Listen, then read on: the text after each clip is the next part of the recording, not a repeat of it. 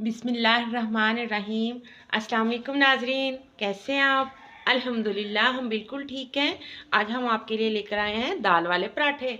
तो दाल वाले पराठे बनाने के लिए ये आपको ये वाला छोटा बाउल मैंने लिया है, कोई भी रेशो ले लें। ये मूंग की दाल और ये मसूर की दाल, ये दोनों दालें चाहिए। इन दालों को अच्छे से धोकर और 1.5 लीटर पानी में डाल दें। डालने के बाद चूल्हे पर चढ़ा दें और उसके अंदर आप डाल दें 1 चम्मच नमक, 1 चम्मच सुरख मिर्च और आधा चम्मच हल्दी और इसी तरह का आधा बाउल जो है ऑयल का, और उनको पकने दें। जब दालें गल जाएं तो फिर उनको ठंडा होने दें। तो क्योंकि इनको ठंडा होने में टाइम लगना था, इसलिए मैंने उनको पहले पका लिया है। ये आप देख सकते हैं वीवर्स, ये मेरी दालें जो हैं ये अच्छे से गल गई हैं।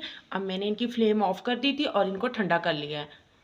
तो वीवर्स, अब हम आटा गूंदना स्टार्ट करते हैं। तो जो आटा है ये मैंने लिया है 1 बाउल आटे का, इसे डाल लेंगे जिसमें हमने मिक्स करना है।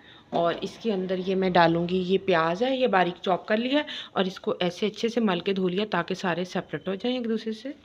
एक बड़े साइज़ की प्याज ली थी और इसके साथ ही ये मैंने ली हैं सब्ज़ मिर्च और इनको ऐसे चॉप कर लिया और सब्ज़ धनिया लिया और इसके साथ ही ये मैंने खुश्क मेथी ली है। ये इसमें डाल लेनी है आटे में। डालने के बाद हम उस दाल के साथ इस आटे को गूंदेंगे जिस दाल को हमने बॉईल करके रखा है।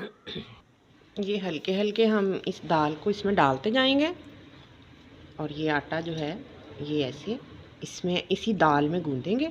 इसके बाद आप थोड़ा सा नमक मिर्च जो है वो टेस्ट कर लीजिएगा। अगर कम लगे, मिर्चें मैंने कूट कर भी डालनी है, आपने भी डालनी है। अगर आपको टेस्ट में जो है फिर भी कम लगे तो थोड़ी सी सुर्ख मिर्च और साथ में नमक ऐड कर लीजिएगा।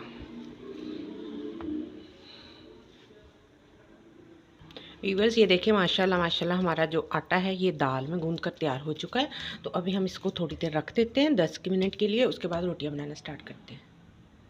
अब व्यूअर्स, ये मैंने लिया है बड़ा सारा पतीला। तो पतीला लेने के साथ ही इसको मैं ग्रीस कर लूँगी अच्छे से। इसकी साइडों पे सारे जो है ये ऑयल लगा लूँगी, ऐसे हैंड के साथ लगाऊंगी ताकि बहुत ज़्यादा अच्छी तरह लग जाए। व्यूअर्स, ये आटा थोड़ी देर ठहर गया था। अब मैं इसके मुनासिब साइज़ के पेड़े बना लेती हूँ। ऐसे पेड़े बनाने के बाद इसको मुनासिब साइज़ की जो रोटियां हैं, ये मैं 3 से 4 जो रोटियां हैं ना जितनी आपने बनानी है वो मैं अभी इकट्ठे ही बेल लूँगी। ये इसको बेलने के बाद जो है इसको मैंने वीवर्स, ये मैंने रोटियां सारी 5 रोटियां हमें चाहिए थी तो 5 मैंने बेल के रख ली और हमारे पतीले में 5-6 ही रोटियां पूरी आएंगी। तो हम सबसे पहले ये जो है एक रोटी को उठाएंगे ऐसे, और जो पतीला था वो मैंने प्री हीट होने के लिए उसको ग्रीस करने के बाद जो है चूल्हे पे रख दिया था। तो अब जो पतीले के साथ साइड रखनी थी उसके ऊपर मैंने थोड़ा पानी लगा लिया। लगाने के बाद हम इसको ऐसे जो है वो पतीले की साइड के साथ जोड़ देंगे। सारी रोटियां ऐसे चिपका दी हैं साइडों के साथ। तो ये अभी हम इनके जो है वो थोड़ा सा वेट करते हैं 2 मिनट के पकने का। और जो है इससे ये होगा आपकी टाइम की भी बचत है, आपकी गैस की भी बचत है। तो आप 1 मिनट में इतनी रोटियां बना सकते हैं। ये एक रोटी साइड से तैयार हो गई थी, इसको थोड़ी देर के लिए मैंने ये तलवे में उल्टा दिया।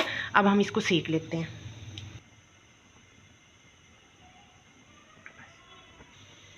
ये व्यूअर्स, ऐसे ये हमारी जो है ये रोटी जो है दोनों साइड से माशाल्लाह से पक गई। तो अभी हम इसको उतार लेते हैं। व्यूअर्स, अब ये सारी रोटियों को मैंने ऐसे अच्छे से जो है ना ये घी लगा लिया। तो ये देखिए माशाल्लाह माशाल्लाह हमारी सारी जो तंदूरी पराठे हैं ये तैयार हैं।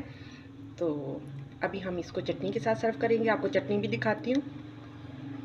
ये दही लिया और दही में मैं ये डालूँगी कुटी हुई सब्ज़ मिर्च और इसके साथ धनिया और पुदीना। इसकी ये मैंने चटनी बना ली थी, ये हम डाल देंगे सब्ज़ चटनी। और सब्ज़ चटनी के साथ थोड़ा सा केचप डाल देंगे, इससे टेस्ट बहुत ज़्यादा अच्छा हो जाएगा।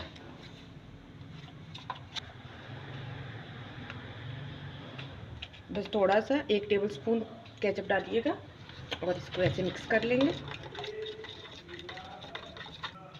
ये वीवर्स, ये तंदूरी पराठे और ये साथ चटनी के साथ सर्व करें।